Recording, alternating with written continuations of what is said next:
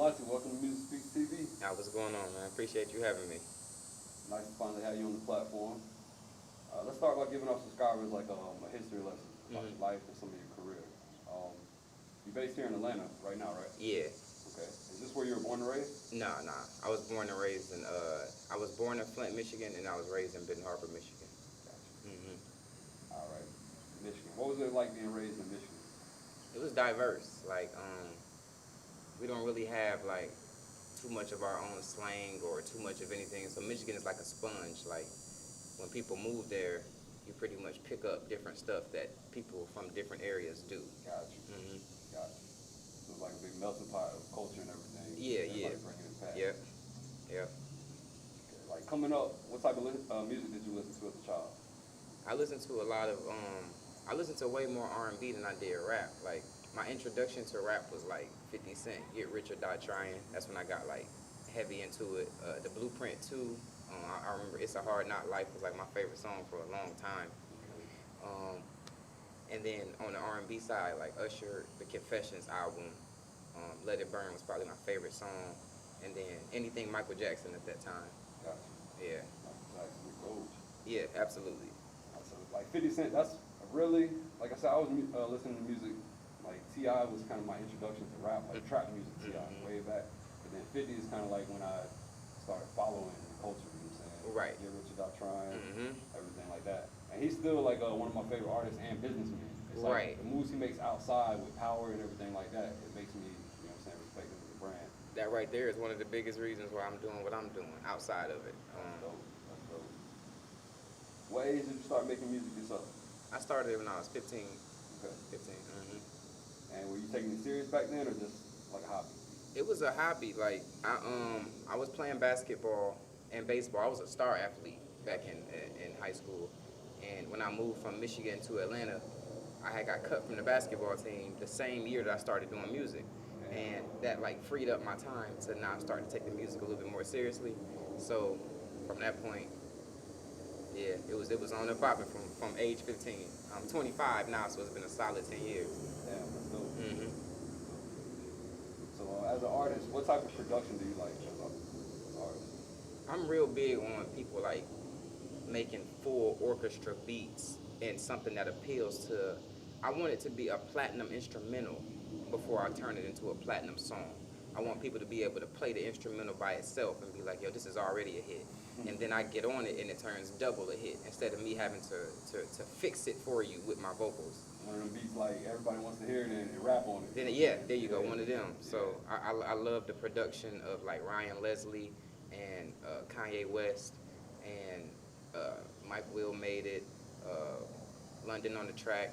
Like people who really take the time to craft beats instead of just like hit two sounds and stuff like that. Like I really like it when people bring in bands and orchestras. I was about to say, so you like the beats that somebody could have a live performance? Yes, that's what I like. That's dope. All right, as recording wise, what studio do you currently record at? Well, when I was 19, well actually let's go back. When I was 15, I recorded at somebody else's studio maybe twice, and then my mom bought my stepdad a recording studio. So we've always had a home studio. Gotcha. And then when you did music inside in the house too? At the crib. That's dope. And then when I turned 19, I went to audio engineering school, SAE Sound Audio Institute of Technology downtown, and that's when I learned how to really mix my stuff. So from the promo video that you saw that school did for me, that's my song that's on it. And that's my mix that I did while I was in college. That's dope. That's dope. And being like I said, being an artist, you know, recording fees, it's a lot of money. Yeah, man, it piles up. Yeah, it piles up. So it's like you taking the time to learn that craft and invest, you know what I'm saying, and invest that time into learning it. You're gonna save yourself some money like that. Oh yeah. Like what type of vibe do you like in the studio? You like solo or like group sessions? It depends. Because when I make music, I have something that I want to say. And I don't want what I got to say to be misconstrued or watered down by how somebody else feels the direction that I should go in. So I really like it when it's just me and the other artist if I'm doing a feature, and if I'm not, just me and the producer. So that way, our vision that we have, because we have to defend the song when it comes out. Nobody else in the session can be like, yeah, you know, this is what we wanted to do, but you're not the one rapping on it. So Yeah, I like to create outside of the studio, and then I like to come into the studio and lay down what I created and hope that it sounds the same or that I feel the same way when I'm there. If it connects on both sides, then I know I got a hit.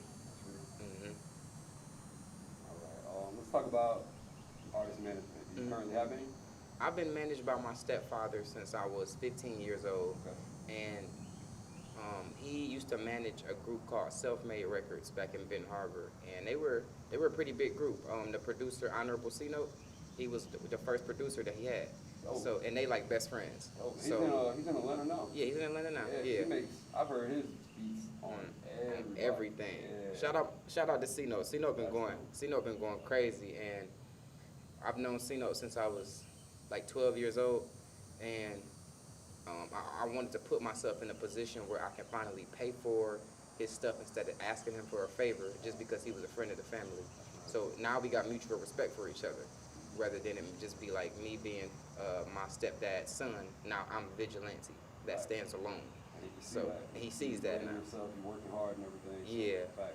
And that's how it is. I tell people back home the same thing. It's kind of like nobody's gonna throw you a life jacket unless you jump in and start swimming. Right, You know what I'm saying? right. It's kind of like you have to start doing something, and it's Mhm. gonna make everybody start. You know, like okay, if he's at least trying, hmm let me show him how I can help. Exactly. I know how treacherous this industry can be, so I know how non-appealing it can be for somebody that you watch to jump into it, knowing the bullshit that they're gonna have to put up with when they get here. But once you see that they have the endurance of what it takes to go through this industry, then that's when most people reach out to help. Like, okay, I see you serious about being here and you can maintain. Yeah. And that's what I wanted to show them. So, all right, management. What's the biggest struggle, like I said, being an independent artist, in your opinion? No matter how talented you are, it's still a politic-driven game. So every single day I'm competing against huge record labels and clout and the persona of fame and stuff like that. I'm not just competing against other people who do music. I'm competing against all the other stuff that blind people's psyche about certain people. So, like I remember when I was in high school, I told one of my friends, well, Rich Homie Quan had just dropped a mixtape called "I Would Never Stop Going In." I think that's what it was called. And to me, it ain't really sound that good. Like I fuck with Rich Homie Quan, shout out to him, but that mixtape didn't really sound that good to me. So I told my friend, I can rap better than him. But he was so blinded by the fact that Rich Homie was about to blow up that he couldn't even fathom the idea of somebody who was not on the same stature as him being a more talented artist than him. Yeah. So that nostalgia is something that you are fighting against every single day. So with me, it's a blessing and a curse, because when you're independent, you get to do whatever you want to, but the price tag of that is sometimes what you want to do can fall on deaf ears. And when you're a major artist, you kind of don't get to do what you want to, but the catch-22 to that is that it goes out to the masses. So it's like it's a pick your poison kind of thing. Yeah. It's like you were saying, it's like you as an independent, you're battling against labels who have full teams, full machines, full powerhouses, social media teams, Yeah, everything. Yep. All right, so we talked about the biggest struggle, and you mentioned about the biggest blessing. Yeah. Well, being, let me do a little bit more on that being a blessing. Okay. It's like a 21st century thing. Now everybody, including yourself, got to learn how to promote yourself. You got to learn how to build your own company, so that even when you partner with somebody else, you're still a solo entity within that entity. So that even if you guys decide to part ways, you still have your own branch that can function without that. Yep. So that's the beautiful thing about coming in as an indie artist rather than me just jumping into the industry. I have friends where they are signed to big labels, and I ask them like, yo, you trying to do this, you trying to do that? They be like, well, I got to ask, or I need permission to do it, or I got to clear. And some of them really don't even know how. Like, they don't know how to book studio time. They don't know how to mix themselves. They don't know how to do anything without their team being there. So that was one of the huge blessings about me coming in as an indie artist. Yeah, and like you said with the labels, it's weird because we got an artist back home. He paid for it was about a year ago before Lil Baby popped off. I mean, he's been popping, but he paid for a Lil Baby feature, and then the label wouldn't release it. They blocked it. Yeah, So he paid the money, he paid the money, and they never put the song out. Nope. Man. So, you know what I'm saying? It's like you said, it's that gift and the curse of Yeah. even shopping with them sometimes. It's kind of like you have to go at the terms that the artist is under. You know what I'm saying? You can't just do a feature and expect it to drop the next day because it doesn't work like that. Yep. It's amazing. All right, so let's talk about new music. You got any new projects in the works right now? Yeah, I've been recording an album called Flawless Victory since I was 19. Gotcha. And I plan on releasing it when my new animation film comes out. I'm doing the soundtrack, so most of my album will be on the soundtrack, just like Beyonce did with The Lion King. That's hard. So I can tell you guys, like I said, you think bigger than the music. It's about the music, but it's about the branding to bring more eyes into the music. And that's very smart. How many tracks you planning on having on that? A little bit more information about the project. Maybe, to be honest, I never have a track list. I always, when it's time, that's just when it's time. Gotcha. Like there's no cutoff. So I don't know, however many the CD can fit. Like when it hits capacity, then that's when I'll be done. Yeah. You got any features you're planning on there? Yeah, I have a feature with Malachi Warner from Motown Records. Okay. I have features with Never Felon. He actually just got verified on Instagram, so shout out my boy Never Felon. And hopefully I can get a couple of honorable C-note beats on it before it's time to finalize the project. I know I could easily just ask, but that ain't my thing. Like I'm cool with asking people that I never met more than I am with asking people that I know, if that makes sense. No, that makes perfect sense. Yeah. That makes perfect sense. So yeah, those are gonna be some hopeful things. And you know, I plan on finalizing it when I do transfer over to mainstream. So hopefully I'll have some more features. Like I have a song that I'm waiting on that I want Jasmine Sullivan on, and I have another one that I want Jacquees on. So these are like some things that are going to be done in the future. They're already done, but they're going to be finalized in the future. Right. Just ain't caught up yet. Yeah, there we go. Yeah. So now I want to talk about city support towards your music career. We can talk about Atlanta basically. Do you feel like you have a lot of support towards your career?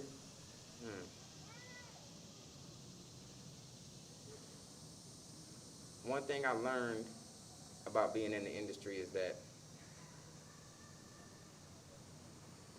there can be 20 people sitting at this table. All 20 of them be friends with each other, and only 10 of them know who you are, and only 5 of them present you with an opportunity. So it'd be hard to differentiate this entire table with the few people or the people who have decided to reach out or accept the invitation or anything like that. So I have, since I've lived in Ohio, Michigan, and Atlanta, and I've been to like 10 different schools. I have a very diverse fan base, with being acting, modeling, shoes, clothing, all of that stuff. So I never really know where my fan base derives from, but I do know that the people who do support me, it has been a strong and consistent support from the entire time. Like I've never really had anybody like turn their back on me to where I could like feel it. But the people who play the politic game are not friends or in support of me because I don't. Gotcha. So I just did an interview with This Is 50. It was either yesterday or the day before, and I was shocked the entire time that not only did this guy know who I was, but he was gracious enough to present somebody that's living in Atlanta with a New York interview. So, you know, it's one of the things where it's hard to call. Yeah. But when I know, I know. And I can't blame who doesn't know me on their lack of support. I can only do it when I know that you are aware fully of who I am and what you actually present to help. All right, so you never know. There's so much to support as well. Yeah. Like you said, it goes back to the 20 people at the table. You know what I'm saying? It's like we can only push so many things at one time. And something has to take a back seat to something. To something, so yeah. It's kind of like that's why the way you're doing it, you pick up fans from acting, you pick up fans from this, and it's like it makes a kind of like 50. Yeah. He don't know where it is, but he knows he has a base. Right. You know what I'm saying? He has a base of people tuning in from acting, music, or whatever. Yep. So that's dope. That's a good strategy, marketing strategy. Thank you. And speaking on that, do you feel like an artist has to be accepted and supported by the hometown to become successful? No, Gotcha. no, there's a few key elements to becoming successful, and the first thing about success is it being something that you define yourself as to what successful is. Because it's some artists who just like living an everyday life where they can still go to Walmart, create music, still work their 9 to 5. To them, that's success to them. And as long as you happy, that's really all that matters. And it's some people like myself. I have a very infinite mind to where I just everything I see, I want to buy it.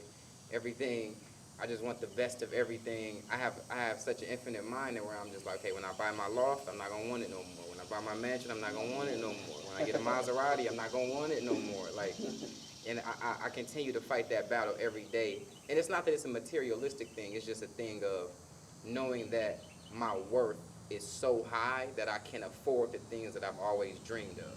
And your drive. Everybody's not gonna chase it like that. Right, right. So you know, if you want something, you're gonna go get it. I'm gonna go get it, yeah, every single time. Right. Yeah. And now I want to get into the acting a little bit. What made you start acting? Like, was there one key element, or is it just a passion that you've always had? And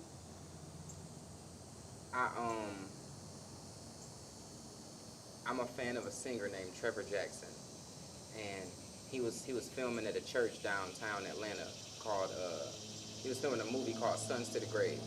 And I heard that he's mostly in LA, but I heard he was gonna be in Atlanta. So this is before I even had a car. I hopped on the bus, I hopped on the train, and I went down to go see him. I took some pictures with him. I still got the picture on my Instagram to this day. So if you see a picture of me and Trevor Jackson, that's from that day. Like, that's what you're talking about. Yeah, that's the one. And when I was on my way out the door, he actually stopped me and was like, "Yo, do you want to be in this movie?" And I was like, I don't know nothing about being in no movie, bro. I don't know. Like, I don't even know what I would do. And he was like, "No, it's cool, bro. Just go with them in that room. You good." And I was like, "All right, bet." So I went in that room, and then that was the day I found out that I did my first background role. And then my stepdad, from the manager, he told me about V103 on their website having postings for different background castings. And the two that they had were Alvin and the Chipmunks 4 and Barbershop 3. So my first two background roles were Alvin and Chipmunks 4 and Barbershop 3. And I didn't even really like put in a submission to where it was like, pick me. It was just like, all right, I'll do it. Let's get back to the music. So I did it, and then I just got an email from both places, and I filmed about a month apart.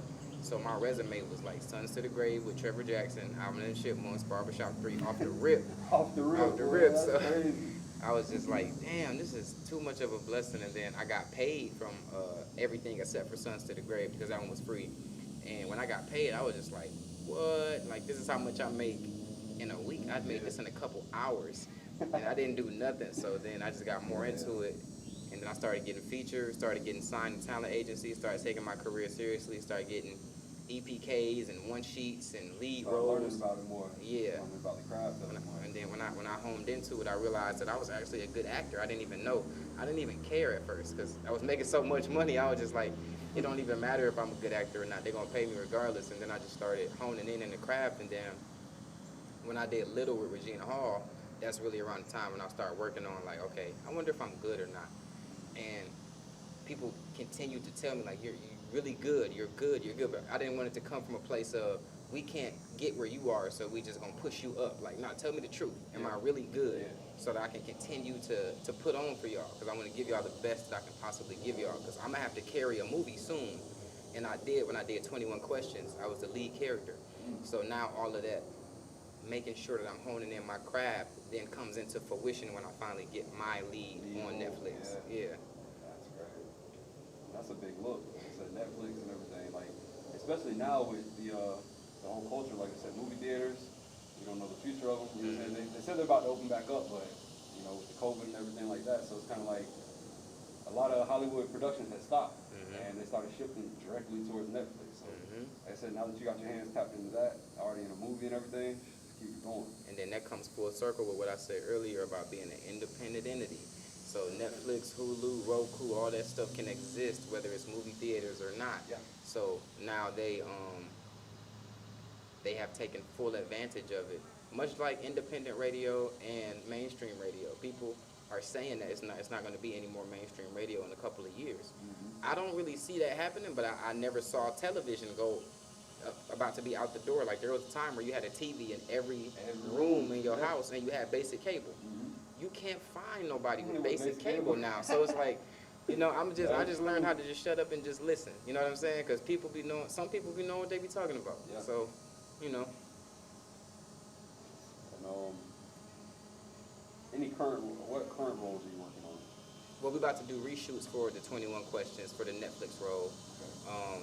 I'm excited about that. I was able to get a couple of actors. I was able to get like 20 actors on that animation film that I spoke about.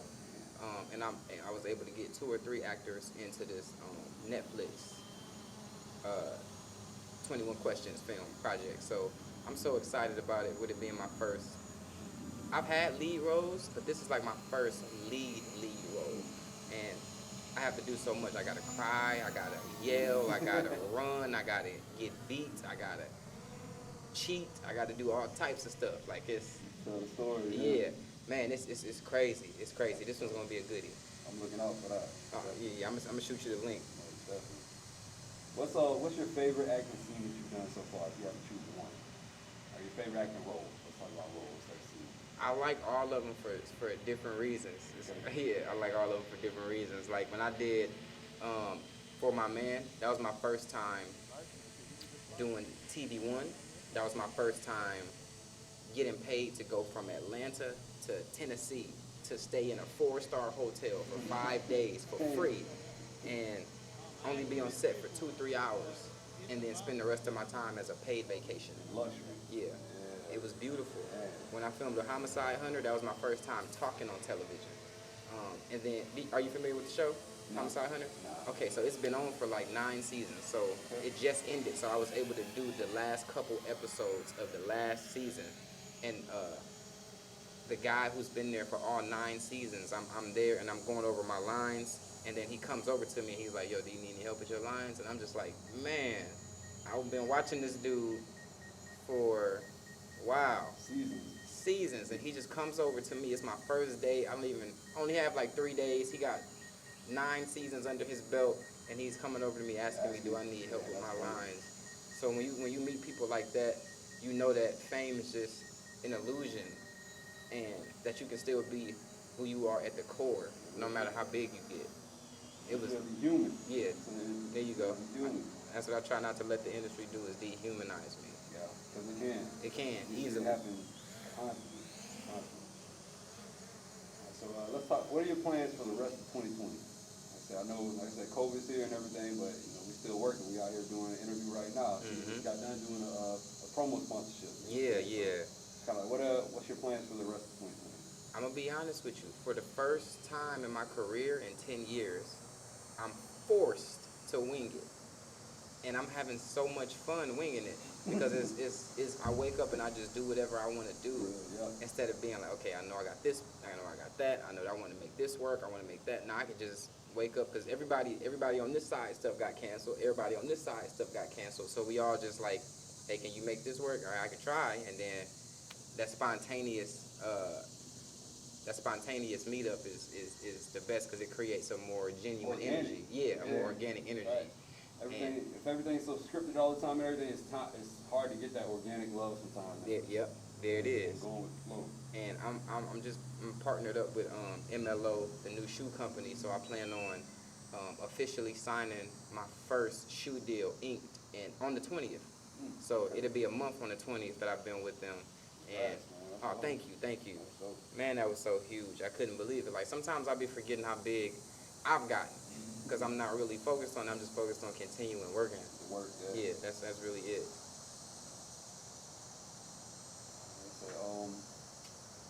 So how can our subscribers find out more about you on social media? At Vigilante, LOM, Vigilante, LOM. That's pretty much all across the board? Twitter, yep. Instagram, everything? Yep. Okay. Vigilante Visuals on YouTube, Vigilante Vivo on Vivo. If you want to watch my episode of For My Man, it's on my Vivo channel. We actually just hit 1 million views. I think I may have the first TV One episode on YouTube with 1 million views. Damn.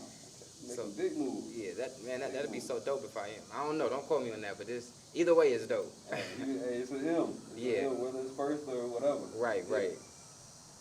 All right, so like I said, we look forward to following your career, meeting back up in the future for sure. Yeah, And yeah. anytime you're in Florida, we I was definitely just about to say that. I'm gonna be down in Florida soon. yeah, like I said, we got a whole media studio down there. We can definitely tap in, recording studio and everything, man. So, What part of Florida y'all in? Central Florida. Central Florida? Okay, bet. So, Bet. Cal, it's right next to Gainesville. Bet. I Bet. tell everybody Gainesville is University of Florida. They know the Gators. You know what I'm saying? Right. I say Ocala, they're like a little small town, but all right. So, any shout outs before we get up out of here? Man, I wanna shout out everybody that's been following my career, everybody that's just gonna find out about me on this interview, just everybody that that aspires to do something rather than just sit around and be stagnant with where their life is.